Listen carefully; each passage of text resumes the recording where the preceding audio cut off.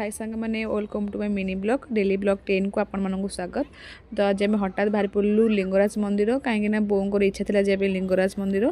से पिला बेले जाते आउ जाइन थे तेना आम समस्त डिस्कसन होगी जल्दी बाहरी पड़ू कलापर बहुत लोक थे भिड़ बहुत होता तो आम ठाकुर दर्शन भितर गलु जो तो आम फोन फोन सब अलाउ नहीं तो आम पुलिस कार्ड को देकी बाहर देके आम भितर गलु ठाकुर दर्शन कलु भोग खाइलु तापर बाहर आसलु एमती किसी व्यू आम निजे क्लिक फटो फटो उठेलु तापर पिला माने खेलुले सब एंजॉय कलु वीडियो फ्रेम एमती मुझे देखिली बहुत लोक थे गहली मिनिमम 7टा 7:30 टाइम कि 6टा टाइम से गहली अच्छी तो आम बहुत खोजिलु आम अभड़ा खायापी जो मिलूला शुणी तो किंतु ये बहुत पचरा पचरा कलापर भी किसी आमको